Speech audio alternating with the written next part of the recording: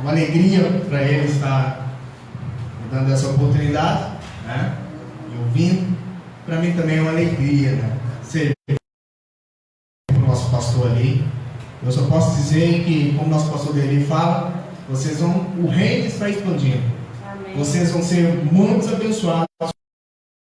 Os parentes já estão aqui, já acompanham ele há algum tempo, sabem que Deus já tem feito grandes coisas na vida dos nossos irmãos. Amém? A sua Bíblia, vamos estar em Marcos. Quando o pastor, vou confessar algo para vocês.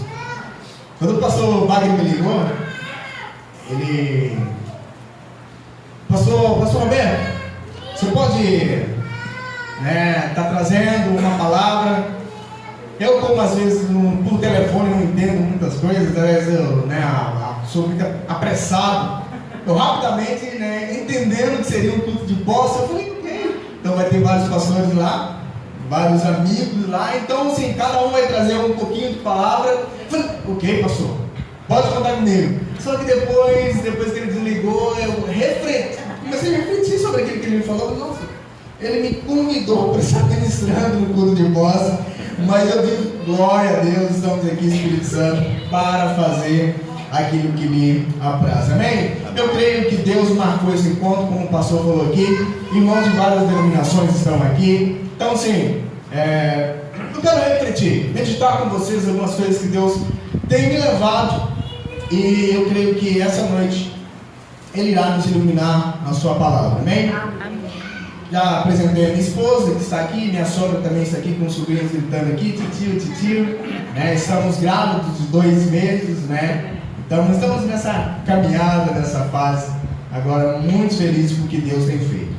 E sou lá de Minas Gerais, mineirinho, quem tem algum mineirinho para identificar comigo, só para ter um medo? Não tem, é só para identificar mesmo, para depois fazer aquele convite, o mineirinho sempre convida para um cafezinho, pão de queijo. Amém? Então, sou lá de Minas Gerais, estou aqui em São Paulo, vim com um grupo missionário, estou aqui servindo a nossa comunidade, os irmãos estão aqui, é uma alegria, vocês trazem paz no meu coração de vocês estar aqui. Amém? Marcos, capítulo 4. Marcos, capítulo 4, versículo 35 ao 41. Irmãos, eu não quero ser enfadonho, eu não quero ser cansativo, então vou já estar dando prosseguimento, e não vou ser longo, mas eu creio que o tempo será. Então fique tranquilo, a barriga se vai arrancando aí. Peça ao Espírito Santo para te encher nessa noite e para que você esqueça a fome. Quando o ambiente está gostoso, a gente esquece a fome, ok? Então nós estamos num ambiente gostoso, após o nosso pastor querido aqui, amém? Marcos capítulo 4, versículo 35 adiante, que diz assim: naquele dia, sendo já tarde, disse-lhe Jesus: passemos para outra margem. E eles, despedindo a multidão, o levaram assim como estava no barco, e outros barcos o seguiam. Ora, levantou-se grande temporal de vento, e as ondas se arremessavam contra o barco, de modo que o mesmo já estava a encher de água. E Jesus estava na popa, dormindo sobre o travesseiro. E eles os despertaram e lhe disseram: mestre, não te importas que pereçamos? E ele, despertando, repreendeu o vento e disse ao mar: acalma-te, emudece. O vento se aquietou e fez grande bonança. Então lhe disse: por que sois assim tímidos? Como é que não tendes fé? E eles, possuídos de grande temor, diziam uns aos outros: quem é esse que até o vento e o mar lhe obedecem? Amém? Essa passagem é uma passagem bem conhecida. Fica em aberto, a gente vai trabalhar alguns pontos aqui sobre essa passagem. E quando passou, depois que ele me convidou, e eu refleti, falei: nossa, vou estar ministrando a palavra ali. Então, comecei a buscar. Confesso que tentei buscar em alguns onde ali, depois de Josué, onde ele recebe ali um bastão de Moisés. Pensei em várias ministrações como essa que poderiam casar, né, com esse tema, né, da apóstolo Passon.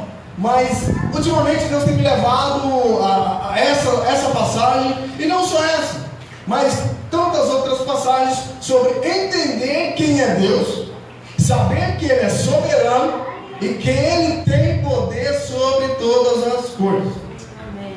Ultimamente nós temos vivido, e os pastores que estão aqui, os líderes, irmãos que estão aqui, tem visto uma sociedade inversa. E até dentro da igreja nós vemos às vezes uma inversão de valores, uma inversão de entendimento de quem é Deus. Esse dia eu estava conversando com a minha esposa, onde nós estamos vivendo um tempo onde a criatura está dando ordem para o soberano deles. Uma criatura feita de carne e osso, que simples demais, está dando ordens para Deus, como se Deus fosse um malatinho. Nós temos vivido tempos onde pessoas têm ungido 300 vassouras e vendido a preço de R$200, dizendo: Deus, faça isso, faça aquilo, e como se Deus viesse aqui está, meu servo, receba. E nós temos vivido tempos como esses, onde eu creio que é tempos difíceis.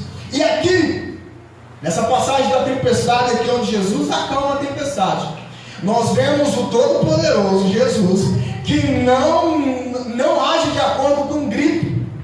Jesus não age de acordo com desespero. Jesus não age de acordo com birrinha. Não. Nós vemos relato aqui de Jesus agindo pela sua soberania. E nós vemos o doutor Marcos, né, copiando como um repórter. Mas ele não é um repórter como tem nos dias atuais, estão fazendo várias fake news por aí, lançando. Não, Marcos, ele relata todos os detalhes que ele estava pegando da testemunha ocular que era Pedro.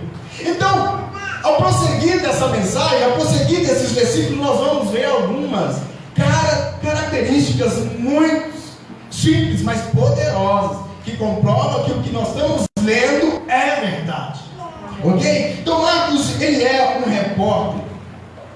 repórter ótimo, repórter, onde vai escrevendo tudo que ele vai pegando e ele coloca tudo que nós temos aqui. Ok? Meu irmão, há uma diferença entre o relato testemunhal e história de ficção. O que é relato testemunhal? Relato testemunhal é uma pessoa que viu algo e ela ou outra pessoa escreve detalhadamente sem faltar nada. Isso é um relato testemunhal.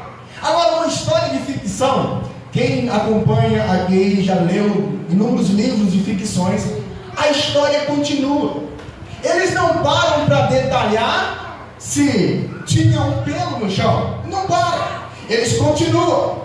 Mas aqui nós vemos um repórter que não só um repórter, mas um texto que estava copiando de um testemunho ocular, que era verdadeiro.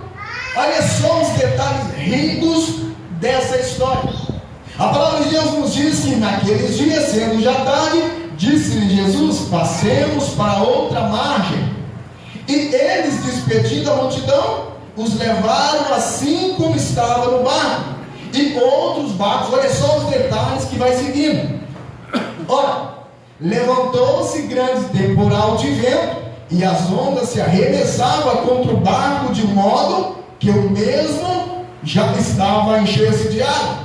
Agora, esse versículo 38, para vocês entenderem que nós realmente, e os historiadores, meus queridos, há tantos relatos que vai trazer, há tantas outras bases científicas para comprovar que a Bíblia é a verdade, mas uma das coisas é o testemunho ocular. Mas não só isso, é o relato testemunhal certo, com todos os detalhes. Olha só o versículo 38, acompanha comigo aí. Quem está sem Bíblia, acompanhe o seu amigo do seu lado, para a gente não perder nenhum detalhe. E Jesus, versículo 38, e Jesus estava na popa. Olha, ele conta um detalhe muito importante. Jesus estava na popa. dormindo sobre um travesseiro. Algumas outras traduções vão dizer o que? Almofada? Como é que está a tradução de vocês aí? Almofada. Isso é um relato que outros atores de ficção deixariam passar. Passaria muito rápido. Ok? E eles o despertaram e disseram: mestre, não te importa que pereçamos. Comecei dizendo para você, queridos, que nós estamos diante de um testemunho verdadeiro e verídico, onde Jesus demonstra o seu poder, onde não era apenas mais um profeta, onde não era apenas mais um homem seguido por muitos, mas era um profeta, um homem, e ele era o próprio Deus. E ele trazendo aqui, Marcos trazendo esses relatos, essa clareza para nós, nos enche de alegria e de paz, de saber que o Jesus que estava no barco é o mesmo Jesus que está presente aqui. Amém. É o mesmo Jesus que se preocupa com os mínimos detalhes, mas ele não é movido por simplesmente uma varinha de cordão. Ele é soberano e ele é poderoso. E eu não quero simplesmente lançar palavras como clichê nessa noite, mas Jesus, aquele que acalma a tempestade, aquele que não se move por gritos, por sessões, o Jesus Todo-Poderoso, aquele que acalmou aquela tempestade, é o mesmo Jesus que está te acompanhando, e ele sabe cada detalhe do que você está passando aqui, né? Nessa noite. Talvez você chegou nessa noite aqui e algo você trouxe, alguma bagagem você trouxe, e no meio dessa jornada, no meio dessa tempestade, você está sem entender. Mas nessa noite eu quero trabalhar alguns pontos com você aqui, já entendendo que Ele é soberano sobre todas as coisas. E eu não vou aqui ministrar para vocês. E eu, como disse, eu tenho tido uma preocupação imensa de igrejas e pastores que têm prometido um Aladim no lugar de Deus. E Deus não é um Aladim. Ele sim nos abençoa, Ele sim nos prospera, mas pela sua bondade, misericórdia e graça, e por isso podemos dizer amém. Amém? Por isso podemos dizer amém. Todos nós que estamos aqui, queridos, entendemos que nós somos criaturas, depois que aceitamos a Ele, agora somos filhos, e agora estamos em uma posição de filhos, mas isso não faz dele. Isso de ouvir um detalhe em algum lugar aí, de um certo pastor dizendo assim, que nós estamos talvez no mesmo patamar de Deus, é algo que vocês também devem ter visto aí na internet aí, ou em alguns lugares. Não, querido, Jesus é todo soberano e todo poderoso, mas Ele não se move pelos gritos e pela birrinha ou algo assim. Mas vamos prosseguir. Eu quero trabalhar algumas coisas com você mediante esse texto, amém? Querido, como que os historiadores, eles dizem que como que acontecia essa tempestade? Essa tempestade, querido, olha só para você entender um pouco o contexto. O Mar da Galileia, quem já esteve aqui no Mar da Galileia? Não teve? Eu também não tive. Só para saber se você talvez você tem um detalhe. Talvez você tenha mais detalhes do que eu não quero aqui simplesmente lançar palavras da mente, ok? Isso aqui são historiadores, são leituras que nós fizemos, ok? Então nunca tive lá. Então não tive lá, não tive lá. Talvez você esteve lá, talvez sabe mais detalhes específicos. Mas os historiadores, o que eles trazem é o seguinte: o Mar da Galileia, que é um lago, né? Se você rezar, não é um Mar da Galileia, é um lago. Pela sua dimensão, né? Pela sua dimensão, ele na região e também em outras nações é considerado Mar da Galileia. Naquela região ali de Israel tem outro nome, esqueci o nome também aqui, mas só para vocês entenderem, é um lago que é muito grande, chamado de Mar da Galileia, ok? Ele fica a 213 metros abaixo do nível do mar, e apenas cerca de 48 quilômetros ao norte está o Monte Hermon, com 2.800 metros de altura. O que acontece? O ar frio vindo do Monte Hermon, com o ar quente subindo do mar, causa inúmeras tempestades no mar, no lago da Galileia. Eu vou falar mar, né, entendendo o que muitos também falam, ok? Para a gente não ficar lá no mar da Galileia. E entenda comigo e reflita comigo. Jesus é Deus, amém? Ele é onisciente. Ele sabia que se atravessassem ali, aconteceria uma tempestade. Querido, tudo tem um propósito. Tudo tem um propósito. Onde está revelado no coração do Pai. Mas quando estamos passando, às vezes não entendemos. Mas é aí que está o segredo. É na passagem desse propósito de Deus que muitos se perdem. Então Jesus, na sua onisciência, do seu poderio, ele sabia que se atravessasse ali, haveria uma tempestade. Os historiadores também vão dizer que na beirada do lago, quando se saía do beirada do lago, era calmo, era tranquilo. Mas quando chegava no meio do mar, o tempo mudava, as ondas começavam. E eu creio, entendendo e vislumbrando o que estava acontecendo, eu creio que é isso. Os discípulos de Jesus como Deus, já sabiam o que ia acontecer. Lá vai os discípulos saindo daquela região sem saber o que aguardava. Mas Deus, com a sua onisciência, Jesus com a sua onisciência, ele tinha um propósito para ensinar para esses discípulos, para ensinar para esses homens, e que nós precisamos entender hoje. Amém? E hoje, entendendo esse contexto histórico que eu trouxe para vocês, como que o mar, o que acontecia naquela região, devido à frente fria que vinha de cima e o ar quente, geralmente ali acontecia muitas tempestades. Ok? E abra sua Bíblia, continua na verdade aberto no versículo 38. É nessa chave aqui nós vamos estar começando a trabalhar alguns pontos onde nós precisamos aprender sobre Jesus, quem é Ele e sobre a sua soberania. Amém?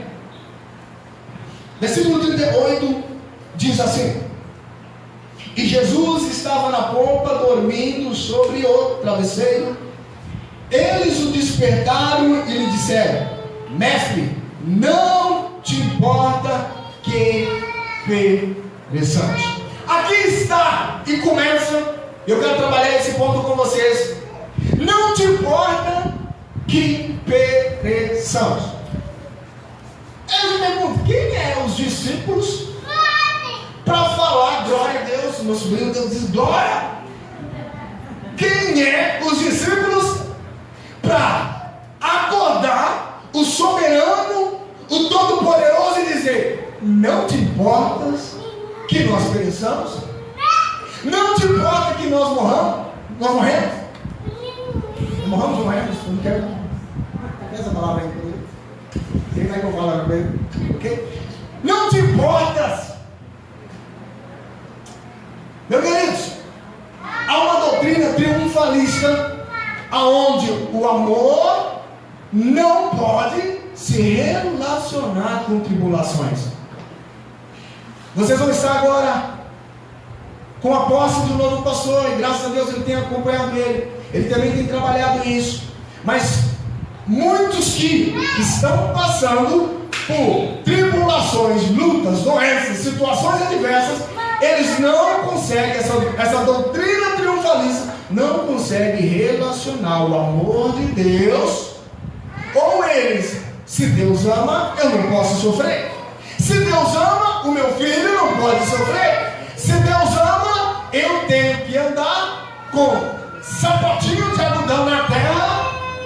Se Deus me ama, eu tenho que ter uma Lamborghini. Se Deus me ama, eu tenho que andar de helicóptero. Se Deus me ama, não consegue relacionar que o Evangelho nos chama a uma vida aonde espelhar em Cristo e ser testemunhas de Cristo. E eu te pergunto, você conhece algum testemunho da Bíblia que viveu uma vida totalmente de bonança na terra? Eu pergunto a vocês, ele tem?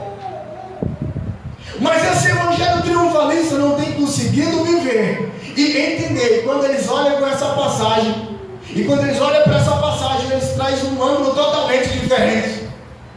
Ah, querido, se Jesus estiver dormindo no barquinho, você tem que chegar dentro de Deus. Você está dormindo?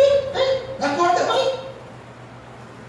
Muitos estão ensinando que não, se se Jesus está em silêncio, se Deus está em silêncio, você tem que bater a cabeça 3 vezes no muro da lamentação, você tem que jogar sal para cima, sal para baixo. Se Jesus está em silêncio, nesse tempo de tempestade, você tem que fazer isso.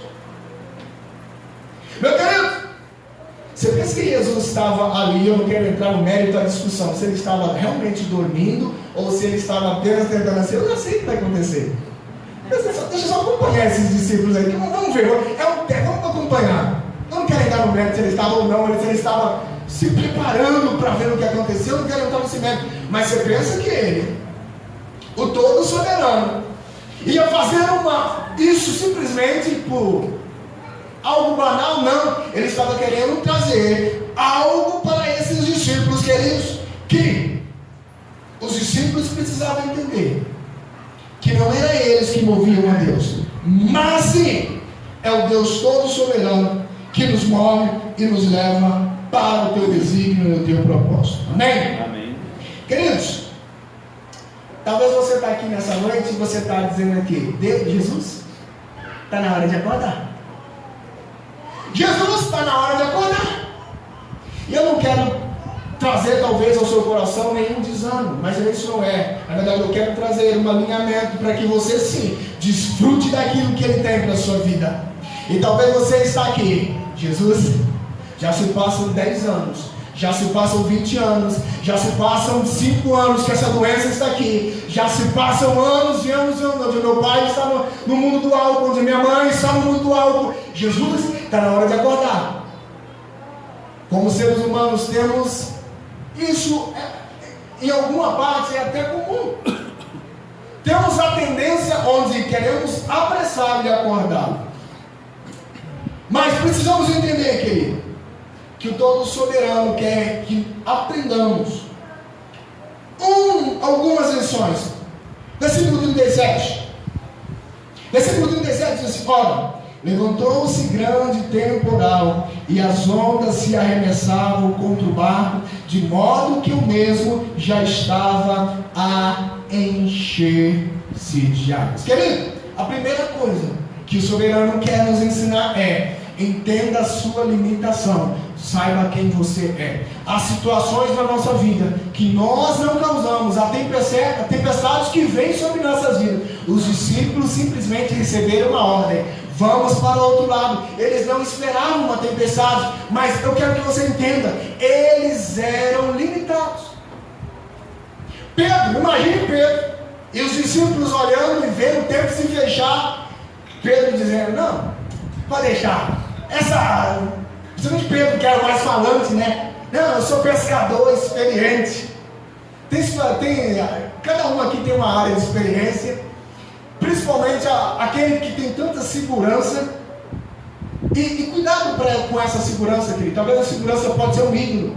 Talvez alguns aqui tenham uma segurança na área financeira. Pode deixar que na bolsa de valor eu vou lá eu comando. Pedro sabia, e tantos outros discípulos sabiam. Eles sabiam talvez nadar, mas aquela tempestade era maior do que eles. Ei, querido, há situações nas nossas vidas que são maiores do que nós. Nós somos limitados, senhoras e senhores que estão aqui, nós somos limitados. Tem coisas que não conseguimos, tem coisas que nós não conseguimos, e nós precisamos entender e olhar e dizer: olha, eu não posso, mas há uma pessoa que pode, e ele sabe, e ele entende, e ele tem um propósito, e essa pessoa é Jesus, e no tempo certo ele fará. Amém. Talvez você já bateu, talvez você já tentou inúmeras vezes, mas você chegou ao ponto de chegar assim: chega, desiste, abandono.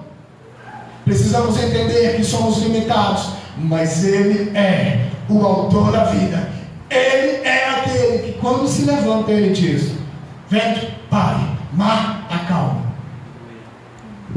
Quando já esteve aqui, acho que a maioria aqui, todos já estiveram aqui, eu pergunto porque eu fui conhecer o mar, eu tinha 16 anos de idade. Quem já esteve aqui no mar, quando o mar estava revolto? Tempestade, vento, todos aqueles que estavam aqui. Eu fui quando eu tinha Mineirinho, quando eu tinha perto para 18 anos. É a primeira vez que eu vi o mar com uma tempestade. E vocês que entendem aqui de questão de tempestade, de mar, para o mar ficar um espelho e ele ficar calminho, primeiro precisa se acalmar a tempestade. Para quê? Aí sim acalmar o mar, mas isso leva um tempo. O Todo-Poderoso, o Soberano, se levanta e ele diz: vento, acalma-te. Ele dá uma outra ordem e diz: mar, acalma-te. Isso passa despercebido. Querido, quando Jesus está no barco, quando ele entra com providência, não importa se essa tempestade é maior, ele diz: acalma-te, mar, acalma-te, tempestade, acalma-te, vento. Então entenda a sua limitação, entenda que ele é soberano. Outra coisa que nós precisamos entender é que nós precisamos confiar na soberania de Deus. O Brasil, um ditado brasileiro que eu não gosto muito, acho que alguns irmãos também, acho que não vão gostar, que o brasileiro dá jeitinho para tudo. Tem algumas coisas que sim, mas tem algumas coisas que é sujo. Tem algumas coisas que você vê o brasileiro dando jeitinho para tudo, ajeitando jeitinho para tudo. E nós dizemos para Deus: Jesus, eu confio no Senhor, mas muitas das vezes nós queremos ajudar a fazer aquilo que Ele é. Que Ele é soberano, que Ele sabe. Nós queremos dar um jeitinho para Ele. É assim que faz, Jesus. É dessa forma que faz. Não. A coisa na nossa vida é que são processos. Jesus leva eles para o barco, leva eles para o meio da tempestade para ensiná-los. Então precisamos confiar na soberania de Deus. Queridos, Jó, passando por a tempestade que Jó passou, e quando eu estava meditando sobre essa palavra, refletindo sobre essa palavra, me veio esse versículo e essa passagem me encanta. Se você puder abrir Jó capítulo 38, versículo 3. Depois de Jó indagar e fazer várias perguntas, nós já estamos finalizando, partindo para o fim. Depois de Jó e os amigos indagarem a Deus, o Todo Soberano dá uma resposta a Jó. E olha só o que ele fala para Jó. No versículo 3, Jó, capítulo 38, versículo 3. Ele é todo soberano, querido. E ele não precisa ficar tentando explicar. E essa passagem aqui é algo fantástico. Olha só o que diz o versículo 3. Mostre agora que é valente e responda as perguntas que eu vou fazer. Versículo 4. Onde é que você estava quando criei ao mundo? Você está tentando me ensinar o quê? Versículo 5. Você sabe quem resolveu qual seria o tamanho do mundo e quem foi que fez as medições? Versículo 6. Em cima de que estão firmadas as colunas que sustentam a terra? Quem foi que assentou a pedra principal do alicerce do mundo?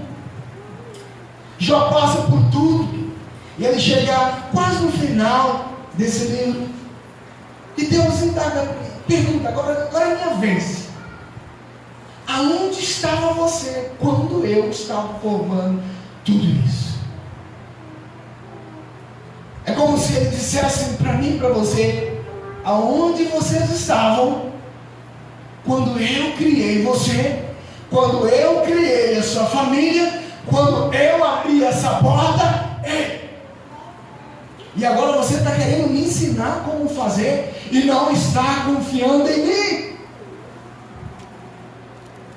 Confie totalmente na soberania de Deus. E outra coisa que o soberano nos ensina, ele nos ensina sobre paciência. E paciência fala sobre esperar. Eu gosto de uma frase do Thomas Gray, um autor, e em seu livro ele diz assim, sobre paciência. E essa definição é algo fantástico que eu gostaria de ler para vocês. Que diz assim: paciência é o amor que resiste ao longo percurso e resiste sobre circunstâncias difíceis, sem desistir nem ceder à amargura. Vou repetir: paciência é o amor que resiste ao longo percurso e resiste sobre circunstâncias difíceis, sem desistir, sem ceder e nem ceder à amargura. Queridos,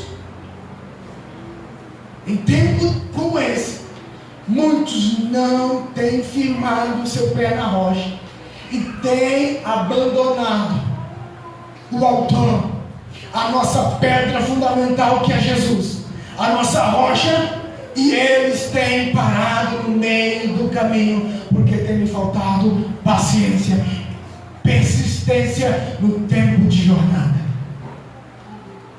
Então são esses pontos que eu gostaria de trabalhar com você, e gostaria de refletir e fazer com que você reflita durante a sua semana. Eu creio que grandes coisas fará o Senhor aqui nesse lugar, mas Ele é soberano. Ele tem já anos e anos, juntamente com o pastor Jairo, juntamente com os irmãos, abençoado a comunidade, e Ele tem feito grandes coisas. Mas se não fosse Ele, não estaríamos aqui. E Ele nos chama ao entendimento que o Todo-Poderoso está no barco, e Ele diz e te chama: eu estou no barco. Eu não preciso de gritos, eu não preciso que você faça birra. Se o Senhor não fazer, eu nem na igreja eu vou mais. Se o Senhor não fazer, vou passar 3 semanas sem ir na igreja. Como se Deus, Ele cedesse a isso, a sua birra. Mas Ele quer que você entenda que aquele que se levantou do barco e disse: olha, acalma de vento, acalma de mar, e aquilo cessou. Ele estava dizendo: olha, eu tenho poder sobre a natureza, eu tenho poder sobre vocês. Porque quando eles viram o milagre, eles se apavoravam, eles ficaram com temor, porque eles estavam vendo ali diante deles um homem, o Deus Todo-Poderoso, que tem poder no céu e na terra. Amém. E eu te pergunto nessa manhã, aquele que se levantou e todo nessa noite, desculpa, se matou de manhã, aquele que se levantou naquele tempo de tempestade, Ele quer que você entenda que Ele está no barco. Nessa caminhada com o pastor Wagner aqui, juntamente com os pastores que estão aqui, permaneça em tempos difíceis. Não ceda à pressão de nenhuma geração. Continue caminhando sobre a autoridade de Jesus, que Ele levará sobre águas tranquilas e sobre águas prósperas. Aonde vocês lançaram redes e virão muitos peixes, e agora eu falo espiritual, aonde vocês semearão e virão muitos peixes. Aleluia. Aonde as famílias, aonde vocês entrarem e lançarem as redes, virão grandes peixes e grandes colheitas.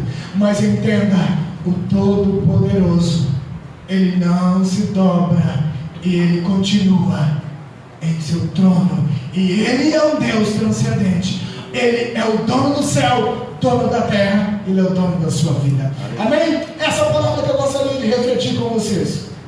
Quando vocês se sentirem tentados de dizerem: Jesus está dormindo, Ele não me ama, lembre-se que Ele tem um propósito, e mesmo sabendo que haveria uma tempestade, Ele leva os irmãos, Ele leva os discípulos para aquele meio, para que eles entendessem que Deus soberano e poderoso estava com eles. Amém? Amém. Eu agradeço a oportunidade, irmãos. Gostaria de passar a palavra ao nosso pastor e dizer que estamos felizes em fazer essa parceria com vocês, irmãos andando lado a lado, avançando no reino, anunciando o soberano, o Criador de todas as coisas. Amém, pastor Wagner?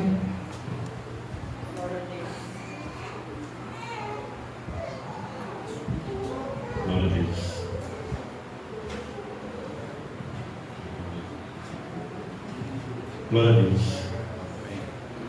Você foi edificado com essa palavra? Amém. Amém.